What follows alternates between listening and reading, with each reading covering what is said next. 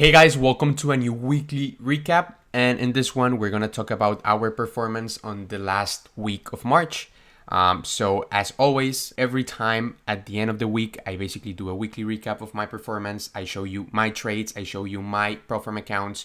And as always, I just go over everything that happened based on my trading journey, keeping everything as transparent as it gets, showing you my wins, my losses, and without actually ignoring every single thing that happened. So in this case, I'm not going to show you my profit accounts because at the end, it's basically the end of March. So on Wednesday, you're going to have a video of the monthly recap where we're going to go over every single thing that happened throughout the month. And of course, do the review of how each of my profit accounts is doing at the moment. So my challenges as well as my funded account with the Fivers. So we'll have a deeper analysis on Wednesday. But today, we're going to go over the setups and the trades I took this week.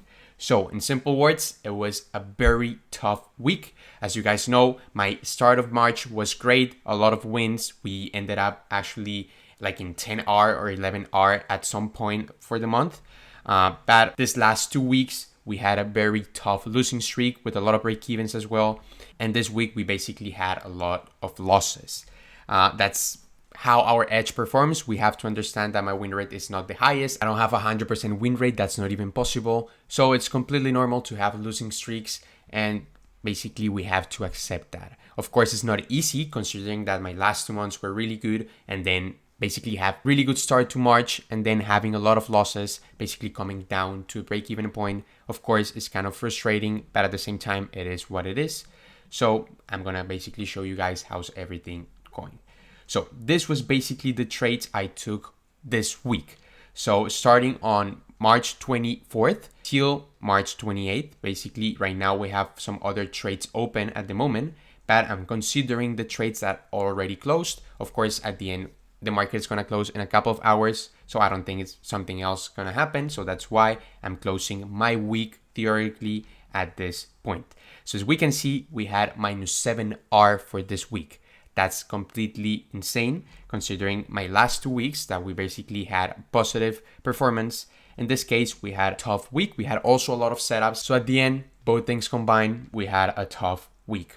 That's it. 7R, we can see we had a lot of losses, a lot of break-evens, no wins at all. So yeah, I actually have open in here all the setups we took. So let's go over them. So this is a break-even, right? Another break-even very fast.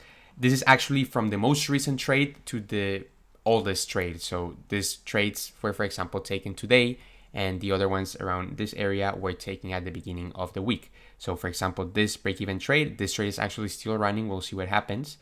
Another break-even. This one was, for example, a loss. Then we have a very quick loss as well. We had this one that unfortunately at this point, we can see that I took the screenshot of the trade. We got slipped out for a break-even. Spread increased a lot here in the swap hour, and basically we got slipped out. Bad price came until here and then immediately reversed back. So this would have been, of course, at the same time a break-even. So it's nothing to worry about there. We also got slipped out here, but at the same time, this was also a loss. So this was a stop loss as well. Then we had this stop loss, another stop loss. This was a break-even trade that, considering that at the end it was a take profit, it was kind of frustrating. But at the same time, we basically got stopped out a break-even because when price reached our 101, we moved the stop loss to break-even. And this price with this candle came back, stopped us out, and immediately went into our favor. But it is what it is. This one exactly the same, but the other one was on NCDJPY. This one was on AUDJPY. We got subbed out, same thing, break even, same candle literally, and then it went immediately to our take profit. This one, a break even, very, very big of a range. And this loss, and finally another loss. So if we evaluate our performance, we can say, okay, at the same time, we perform exactly the same way as we do. We took the same trades we take when we backtest.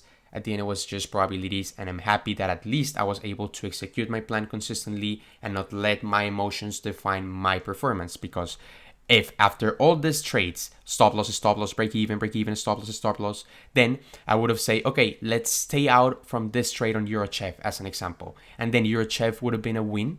I would have missed out on a 3R. which is 3 times more detrimental to an actual loss. So I can't miss out on trades when I'm having a losing streak. I have to stay consistent to my approach, keep taking my setups without actually thinking on, okay, another loss, I'm gonna keep having losses, but actually thinking the other way, that if I have a win, that win is actually 3 times more than a loss, so it's gonna erase 3 consecutive losses. So that's the way I see the markets. Also, at the same time, I can't be afraid of this performance after basically seeing this, that we're still up 7R for the year, but I'm not gonna dive into this. I'm gonna actually talk about that on Wednesday's video. But I can't be afraid, because at the end, if I have a 35 or 36% win rate with a 1-2-3 risk reward, I'm gonna definitely have some losing months throughout the year, and it is what it is. I can't do anything about it. My backtesting actually says the same thing. Sometimes I win, sometimes I lose, sometimes I have great months, sometimes I have really bad months. But at the same time, if we see the bigger picture, we think long-term wise, our edge is going to give us a probabilistic advantage in the markets, and that's why we need to keep executing the same way over and over again. If we now see the live markets, I currently have 3 trades running. These trades could actually stop me out or be a take profit like in an hour. I don't think that's going to happen, because now it's basically a couple of hours remaining for the market to close, so liquidity decreases a lot. That's why I'm doing this video before the market close, and I'm considering the end of the week. But honestly, I don't think that's going to happen, so that's why I'm doing it. But at the moment, I have these trades running. So GBP Chef, look at how big of a range is that I need to zoom out a lot. I've been sitting in this trade for almost a month. So this was the initiation of the trade, and I'm basically 21 days and 12 hours in this setup. Horrendous trade, honestly, but I'm still holding it. I am having positive swaps, so at the same time, I don't mind holding it. Then I have Euro GBP. I'm currently in this short position with my phase 1 of the FTMO, the 25k account. We'll see what happens, waiting for price to reach my 101 to move my stop loss to break even as always. Then GBP JPY, I'm on this long position with my phase 2 account, the 25k account with FTMO that I have it in the verification stage. So we'll see. And then Chef JPY, I'm in this long position also with the phase 2 account with FTMO, targeting a 1-2-3, same thing, waiting for price to reach my 101 to move my stop loss to break even. So those are the trades I have at the moment. I already show you every single trade I took with their results. So that's basically the end of this weekly recap. As I said, you're going to have a deeper analysis on my performance throughout March, and of course evaluating my whole performance for the year on Wednesday. It's going to be that video, so stay tuned for that. And as always, if you guys keep liking these videos and want me to keep doing this analysis, like this weekly analysis, make sure to subscribe to my channel, give me a thumbs up, and let me know in the comments what you would like to see in the next upcoming videos. So that's it for this one, guys. Take care and see you in the next one. Take care.